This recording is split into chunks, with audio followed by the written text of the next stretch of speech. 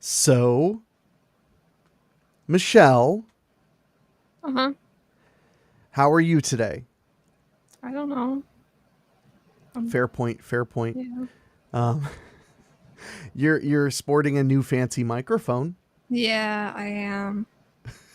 Why does having a different microphone make you so uncomfortable? Oh, no, just it's a new thing that someone bought for me. So it's Well, it wasn't someone. It was me. you're not someone now?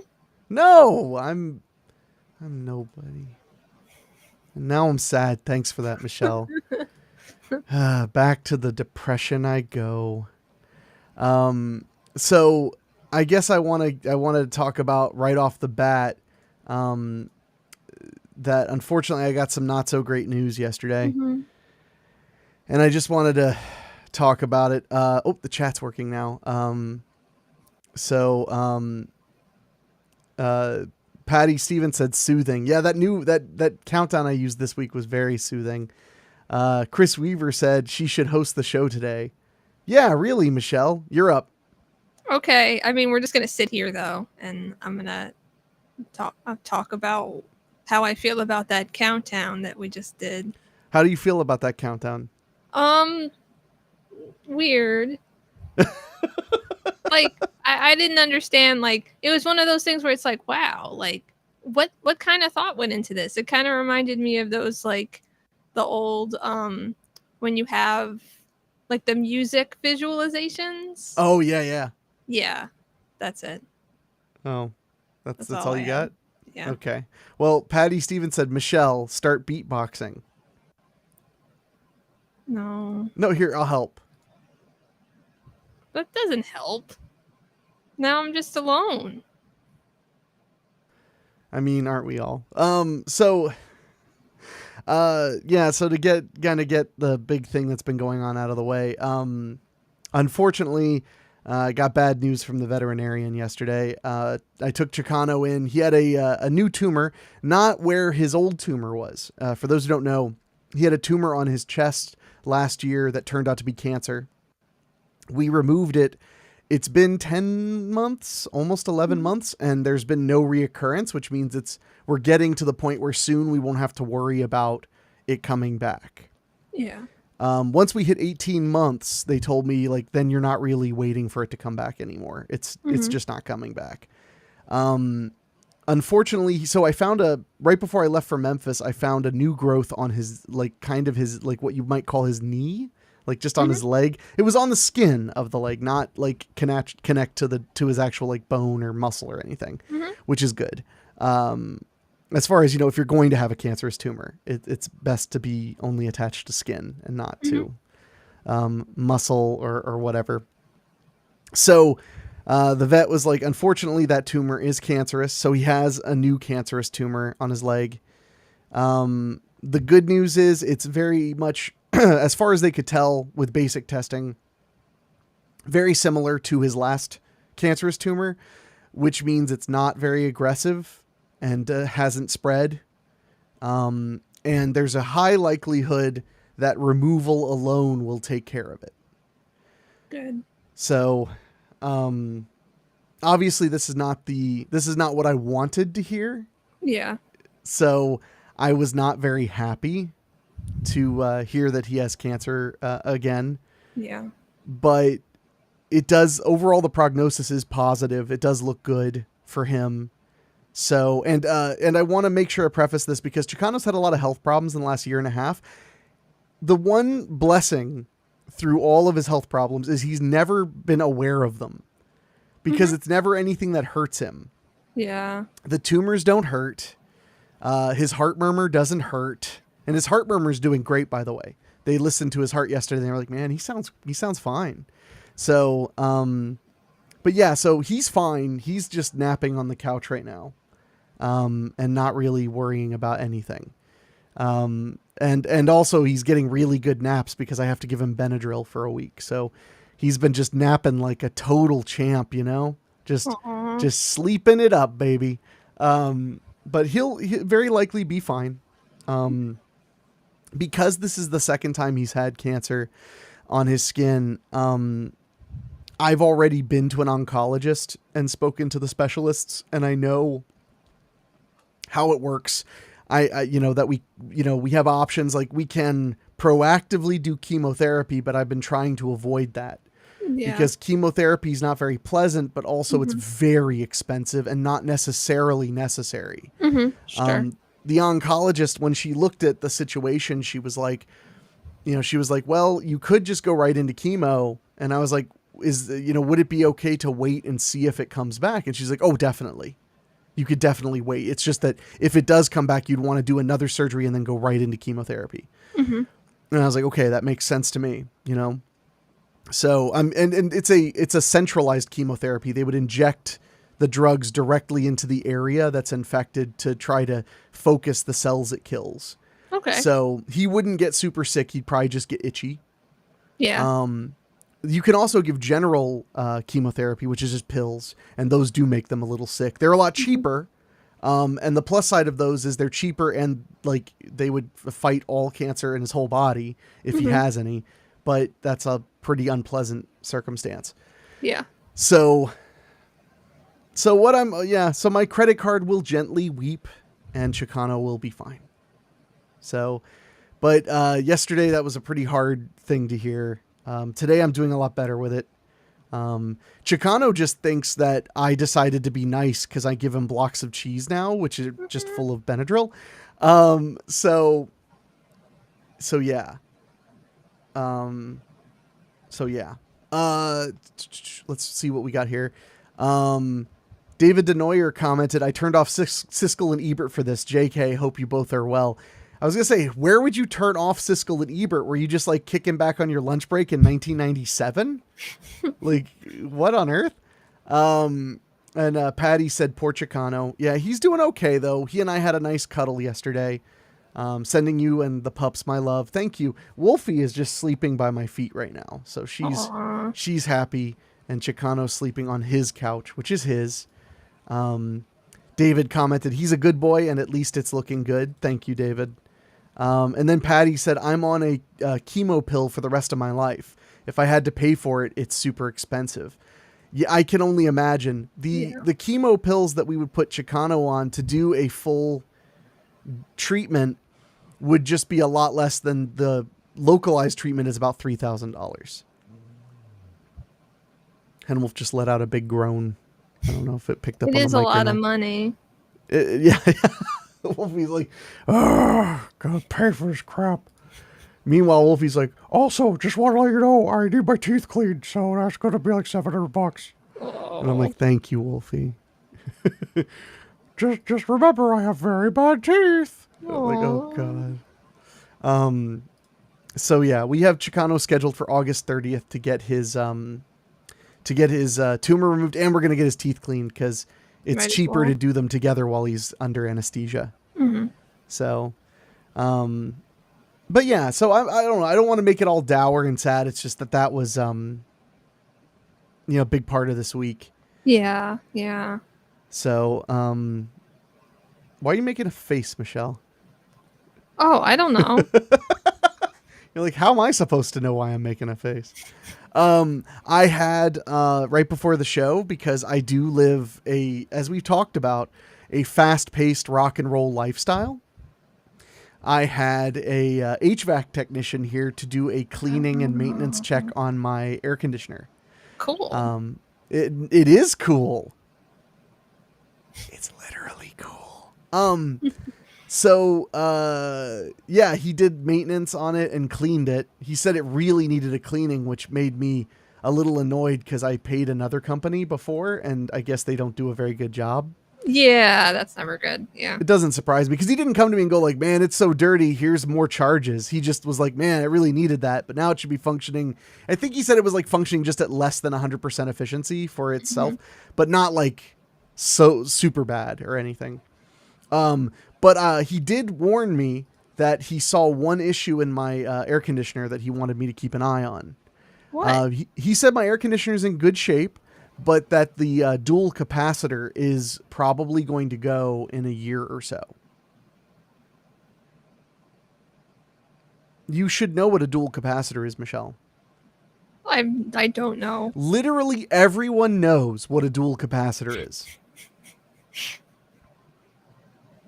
How do you not Yeah. know what a dual capacitor is? Haven't you been a homeowner for like a really long time? Oh, that doesn't have air conditioning? I mean, you have units, you just don't have central air. I don't have dual capacitors. Oh, you can't. You're like, that's too. I only have single capacitors. Exactly. Single working mom capacitors. I don't have dual capacitors. That's Exactly. from a point of privilege. Hmm. No, so the capacitor, it's just a element that helps keep the electrical functions of the air conditioner working efficiently. He Hmm. said that it could go bad in one of two ways. It'll either, when it does go, it'll either stop powering the compressor or stop powering the fan. Oh, So I mean, if neither is good. yeah, well, yeah. So I didn't do it today because I'm a little on the broke side, and it was $320, which is not horrible for an air conditioner that basically cost me nothing for the last 12 years. Like, it's cost me very little. So I'll be doing it, just not today. I just I need to mean, kind of organize my expenses. it's one of those things. If it does stop powering either of those, you're gonna know right away because Yeah, you're not gonna have cold air. So. exactly. Oh, he said the only other thing would be if I notice I'm not getting any cold air and then I go out to the machine and there's frost on it. Uh huh. If I find frost outside, that means it's definitely done. The Yeah. capacitor. So I'll probably get a new one in a few weeks or a month or so. It was one of those things where he was like, I can't tell you need to replace it. All I can tell you is it's not going to last forever, like very long. He was like, Hmm. it could give you another year or it could go out as soon as I leave. I don't know. And I was like, hey, fair enough. I mean, with how hot the last few months have been, it's definitely been getting it's definitely been earning its keep. Hmm. So Patty Stevens said, she's replying to David Denoyer. I used to read Gene Siskel's column in TV Guide. Nice. Oh, RU Game is in the chat. He said, good day, all. Good to see you, brother. So that is my adventure in HVAC for the day. He also recommended that I have, because he did take a quick look at the furnace, and he was like, definitely have somebody take a look at it right when winter starts. Hmm. And Yeah. which I already do, thank goodness. Good. I had another service provider in Dayton that I paid a yearly contract to do my maintenance at the beginning of the winter and the beginning of summer, and the fuckers just never showed up. Like, I would call them, and this was like a good known HVAC company that has like commercials on television and stuff. This doesn't mean they're good. Well, what I mean is they're not. It's not like a rinky dink operation. It like they have like a fleet of people, yet they never scheduled the appointments. I would have to call them and be like, "Hey, it's the end of November, and you guys haven't done this." And then they'd be like, "Oh, well, when do you want us to come out?" And I'm like, "Uh oh, do you need to get off to take the phone call?" Okay, sorry guys. Michelle is super important and has to answer her phone. Um, so let's see. David Denoyer commented and said Siskel and Ebert had some of the classiest burns. That's true. David Denoyer said, does the HVAC company start with an S? No, it does not start with an S. It starts with a T. So, and then Patty said incompetent people with an, eye rolling emoji. So I was gonna say before I was interrupted by silence on the other end of the line, which is always a little concerning.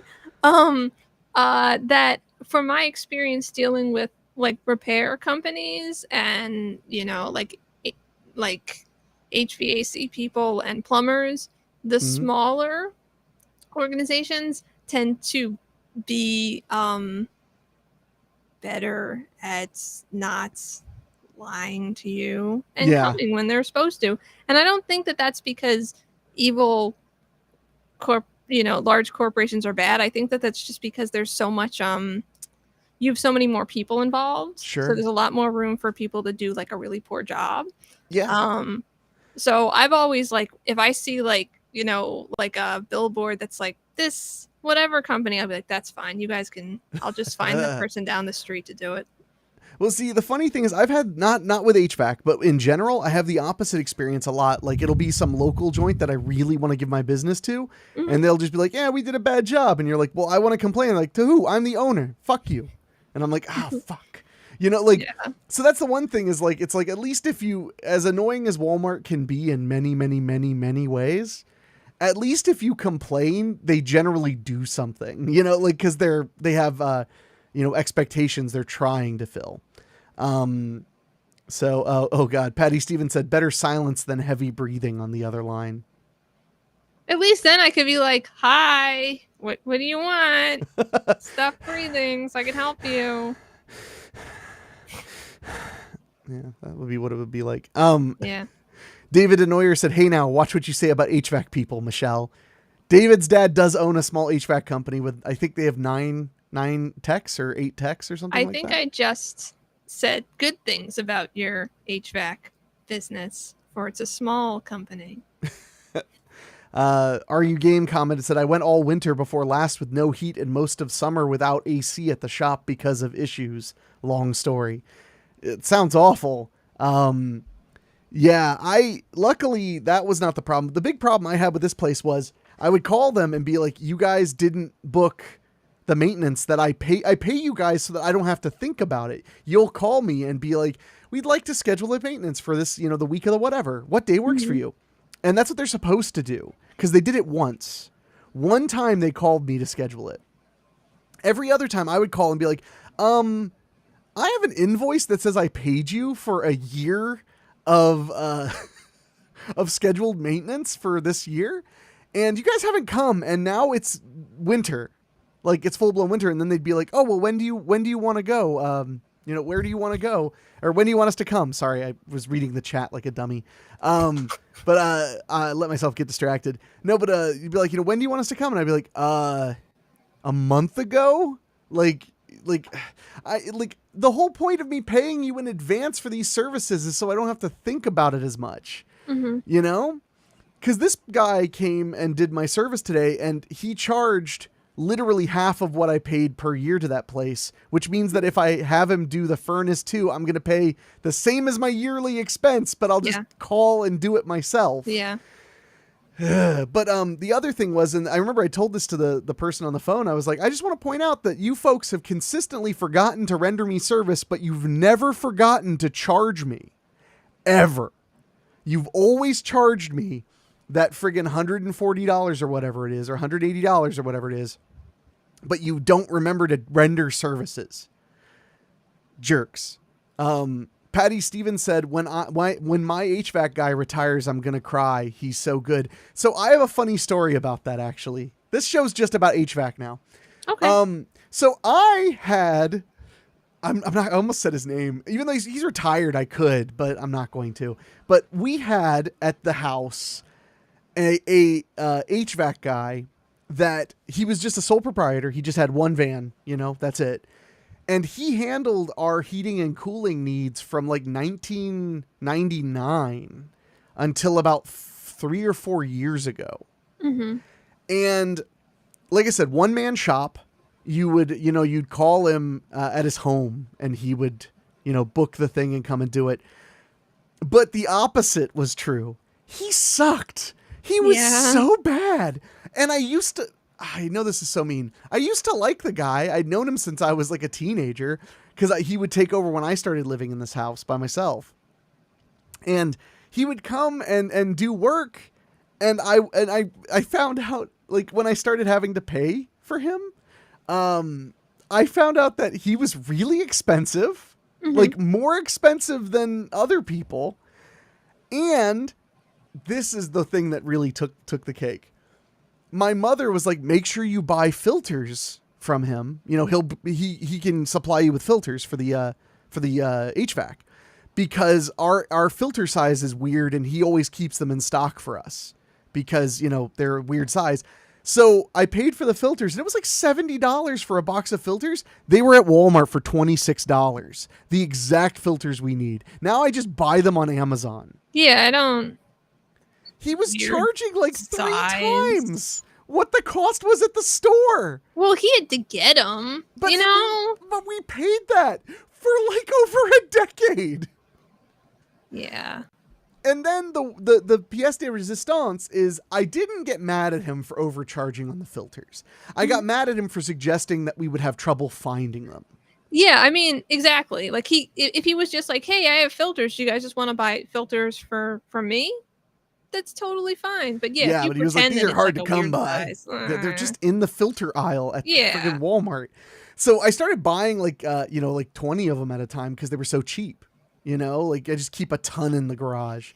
So then I wasn't that mad. I was like, you know what? At least he's reliable and yada yada yada. Well, then we had it was around Thanksgiving. My heater just stopped working, and it was kind of an emergency a little bit. It was getting cold out, and I called his number, the number I've always called to schedule him, and his wife answered, which sometimes she did. And I said, hey, I need to talk to so-and-so because I want to schedule an appointment. And I kid you not, she went, he's retired, and hung up. It's like, Yeah. I understand he's retired then, but like, you don't have a colleague to recommend. Like, usually they do. When somebody retires, they're like, hey, just so you know, I'd recommend so-and-so, or I've heard good things about this place, or, whatever. But that was the final straw. I was like, what a dick. Like, we've been paying him for decades. Yuck.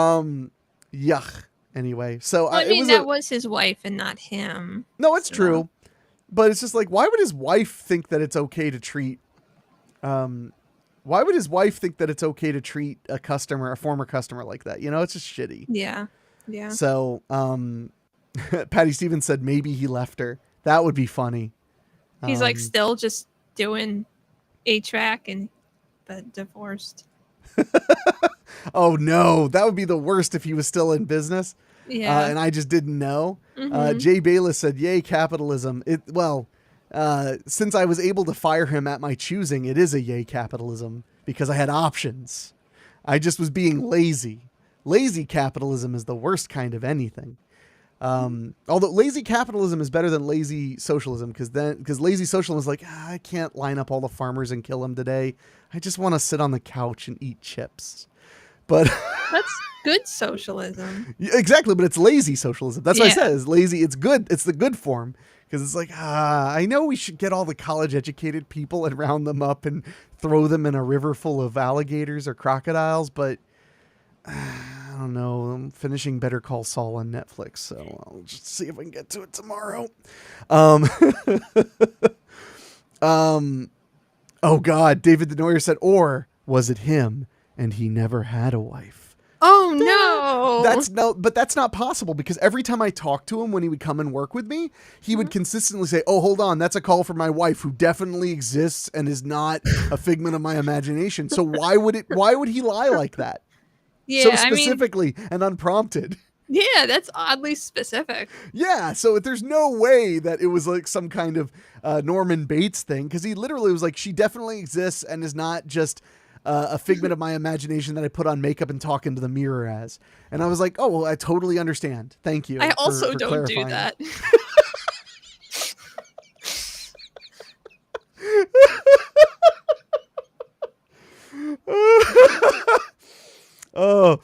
Jay Bayless makes a fair point. He said, in her defense, you were probably the 50th call she'd taken. Yeah. Well, he also could have sent a mailer out or something to let his customers who like kept him in business for 40 years know he was retiring. Yeah. That's the thing, is it was a total surprise. And again, he was really expensive and the filters were silly, but other than that, he was fine. It's just like, I don't find myself going, man, I wish he was still around. Patty Stevens said, I do that all the time. Don't judge. But yeah, so his wife has to exist because he even said so unprompted. Yeah. So anyway, Michelle, you had a home inspection this week. Yeah. And you had a bunch of home inspections last week. Uh-huh. Yeah, you were maggoty with home inspections last week. Yeah. And just look at me now. No more. Forever. That's what you say every time. I You're like, know, well, and that's all that they'll be. it's gonna be true. You're like, damn it, hold on. You just like cancel the phone number and stuff. You're like, there, look, it's not working anymore. So how was the inspection yesterday? It was okay. Except that like I got to find out that sometimes when you have a stone foundation, it can also deteriorate in your hands like sand. Ugh. Yeah. Like you touch it and it just comes apart in your hands. That seems worrisome. It it definitely shocked me because I wasn't aware that they do that. Yeah. And then I had to like come home and be like, what the hell just happened? Because I was like, and the woman was with me the whole time. I was like, look, it's just coming apart. I was like, I don't know why you would want to do that. So apparently it's at least partially made out of sandstone, and sandstone is made out of really compressed sand, and then eventually it just comes apart. That doesn't seem like smart building material. It really doesn't. I of course like I was talking to my sister about it because she does historic restoration Building things. Yeah. thing. And she said that sandstone foundations are not common around here, but that's what it is. So Personally, they're doing it at one point. I'm more of a fan of lollipop foundations. They're house foundations made of lollipops. No. It's really nice. They're nice. They're sleek. They look great. It's just that eventually it all gets dissolved by water and animals licking it. Exactly. But that's a tisket a tasket. It's fine. I mean, I guess if you no, because then you're gonna get other things too. You're gonna get insects. It's gonna be just flies swarming all over it. What, you don't like when flies? It gets wet. Not really. Oh, la-di-da, Madam Fancy Pants. David Denoyer said Slauson's HVAC service. Oh, God. You've never seen Tourist Trap, I don't think. That's a terrifying horror movie. I would love to show that to you sometime. Yeah, it's a terrifying flick. Patricia Stevens said, I feel like a stone foundation at times. Oh. You feel sturdy? Except I for think that. she meant a sand foundation, and now you've made everyone feel bad, Michelle. Babette Bombshell said, looking good, folks. Good to see you, Babette. Nice to hear from you. Jay Bayless said, lollipop foundations. Too much temptation to eat the foundation. But it's so good. It's so good. RU Game said, I lived in a house and the foundation was just falling away. It was mostly stones. That's impressive. Normally, stone foundations are actually pretty good and last like the longest because they're just rocks. But sometimes they don't. And then Babette Bonchell said, Tourist Trap has an awesome soundtrack. It does, like a really, really good soundtrack. And then Alexander Hurd said it was the first movie on Joe Bob's original drive-in. That's true. On the marathon that brought Joe Bob Briggs back on Shudder, the first film he showed was Tourist Trap. Oh. It's a movie about living mannequins. It's very creepy. Maybe I should show you the trailer. See if it gets us taken down. Or the screen will just freeze. That's fine too. They're all good options, But I'm glad that you've been inspecting. Hopefully you'll get some more leads and calls very, very soon. So that's the hardest part about owning your own business. Mm-hmm. I had someone actually send me, through my website, like a quote request just a couple hours ago. But I emailed her and I called her, but her number was busy, which I didn't even know happened. Landline. So, So who knows? Maybe if I try again later, she'll be real, and then Maybe you can will her to exist. Because, you just said that she definitely exists and it's not just you pretending to be a customer. Yeah, I know. Patty Stevens said, the first few minutes of Tourist Trap is the best, though. Tourist Trap has an incredible opening. Very creepy, highly memorable. RU Game says it was well below the water table and it flooded once when the pump gave up. Nothing like standing in when the pump gave up. Nothing like standing in a basement in like 3 feet of water. Yeah. Yeah, Not good. Those are the moments I'm glad I have a slab foundation and don't have a basement, is little moments like that. Like when I hear people's horror stories about flooding basements, I'm like, okay, that makes me a little happier. Because I usually, I really would like to have a basement, but... They're nice.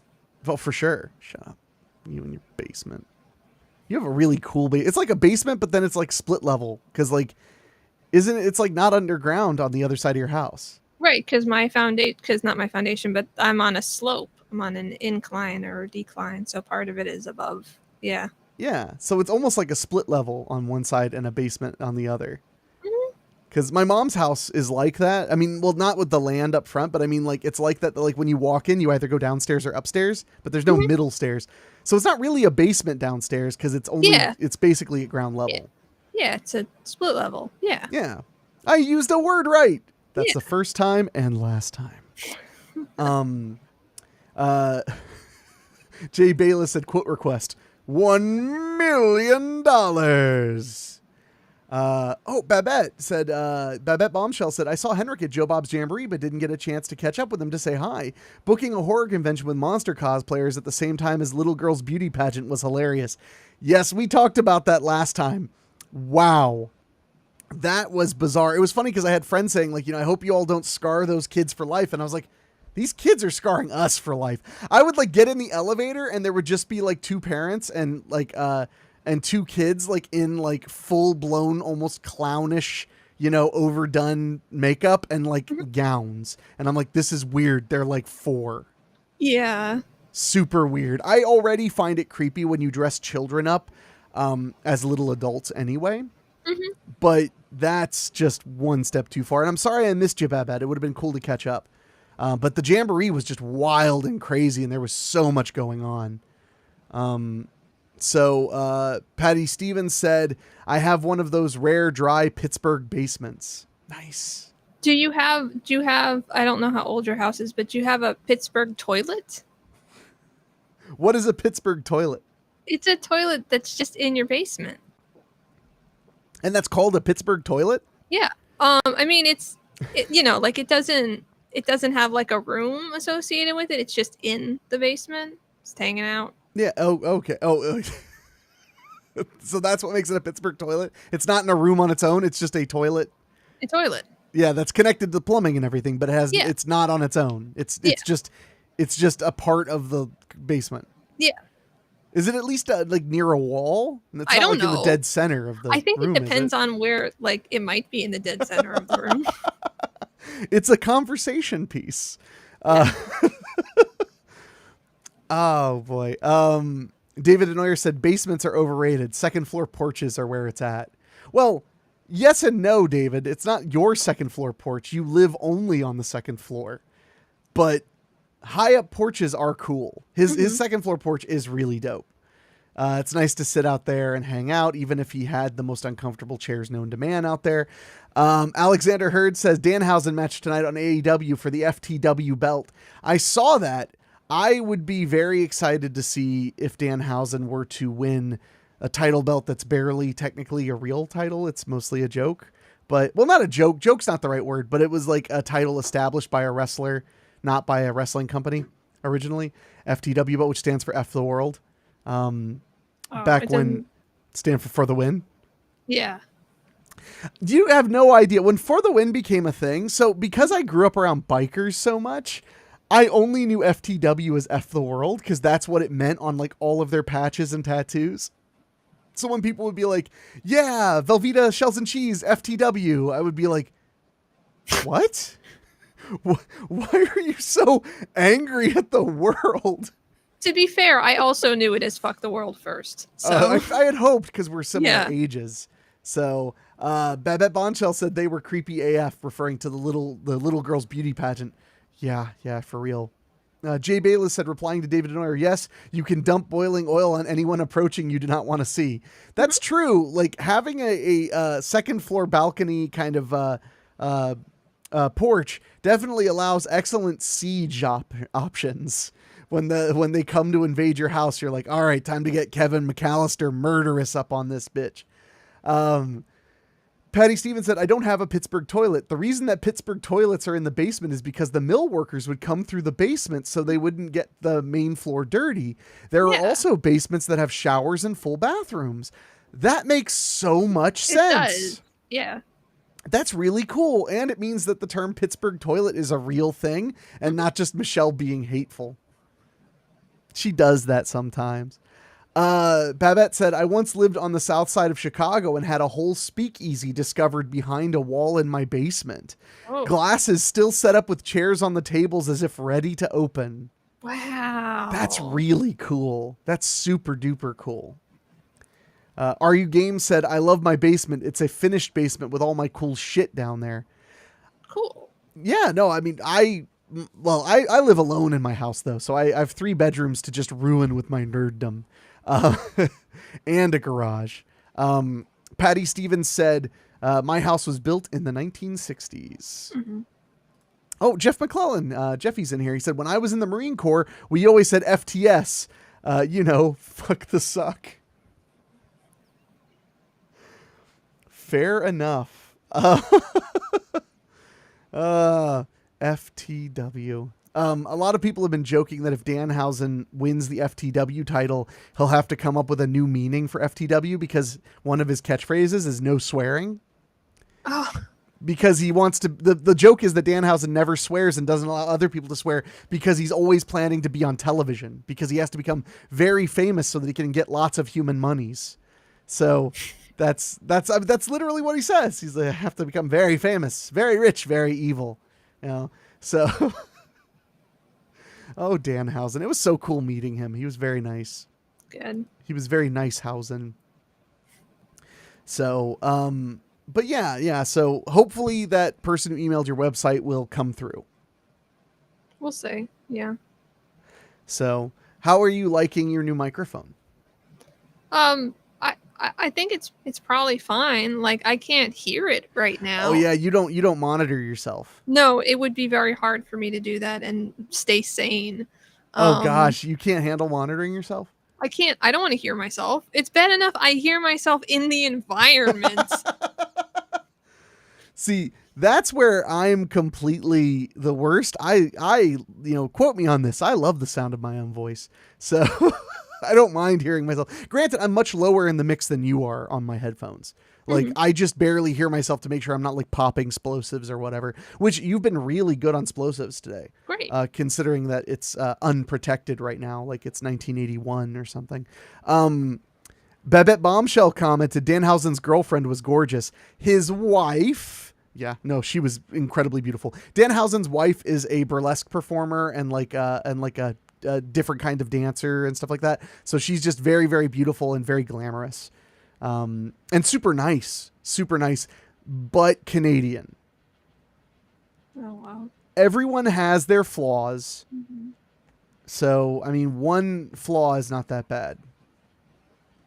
So we'll allow it this one time. So, but no, I think you sound awesome on the new mic. So good. I'm glad.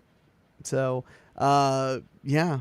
I'll have to make you listen back afterward, as you kick and scream. No. I'm like, Michelle, you've got to listen to the show. No. So, sorry. I am kind of exhausted. I've definitely been worrying about my dog and worrying about just getting a lot of stuff done, and things like that. There's some exciting developments going on at Weekly Spooky, and they've been keeping me really busy. Weekly Spooky, my other podcast, one that's not recorded live, it just recently signed. We got brought into a deal with what's called Spreaker Prime.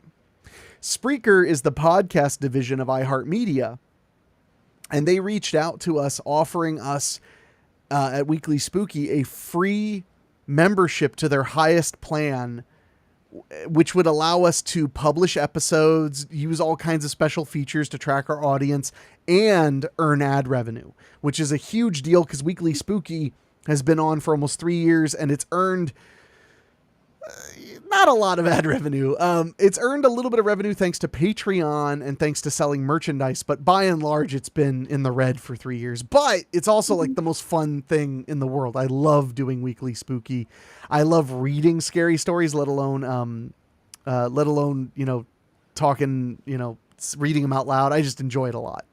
So, oh man, why does it say, it always says podcast user, on like some people. I don't know who podcast user is, or Facebook user. Yes. Geez. Michelle's always such a stickler for details. But no, I apologize. I can't name you by name because all it says is Facebook user, but you said, oh wow, congratulations on the podcast bump. Thank you very much. I don't want to say supposedly, that sounds too negative, but according to the rep at iHeartMedia, podcasts that join this Spreaker Prime tend to have a growth in listenership because there is some promotion, and just the fact that we can earn a little bit of money. We're not pulling in tons of dough yet, but we're pulling in enough that it's like, wow. And I'm not paying for hosting services anymore, which is cool. Like, it's free. Yeah. So, it's David Ostagai. Yeah, I don't know why it's not showing you, man. I apologize. And RU Games said, I met Danhausen pre-AEW. Super cool cat. Yeah, I was a big fan of his before he was in AEW. I was on his Patreon and stuff like that. Very cool guy. Very nice, very evil guy. So, sorry, I keep like trying not to burp into the microphone. I ate lunch way later than I meant to because the HVAC guy ran late. And I didn't know how long excuse me. I didn't know how long it was going to take, so I tried to put off eating lunch until he left. And then it became clear that he was going to be leaving by like 1:45. So, yeah. So I was like, okay, I'll just eat my lunch while I'm waiting on him, which in hindsight makes more sense. I should have just done that. So I ate lunch. Like I usually try, it's like swimming. I try not to podcast until an hour after I've eaten. And when I don't, this is what happens. Also, what I ate had a lot of garlic in it, so I've been enjoying these burps. They're really excellent burps. Okay. High quality, modest quantity. Good, healthy American burps. So, oh no, I'm just goofy as hell today. But no, so I'm very excited about that on Weekly Spooky. So speaking of, so we're expanding Weekly Spooky a little bit. And the first thing I'm going to announce here is we are going to be expanding into doing bonus shows throughout the month. So you'll still have Weekly Spooky on Wednesday, which will be the main spooky show. David Ostagai, I assume, said, add some hummus to the burp. Yum. Hummus burps are very garlicky. If you make the hummus right, it should have so much garlic it hurts. So we're adding bonus shows. So Weekly Spooky will now have the main show on Wednesdays, but then little bonus shows. And one of the first ones we're going to be launching is called Terrifying and True.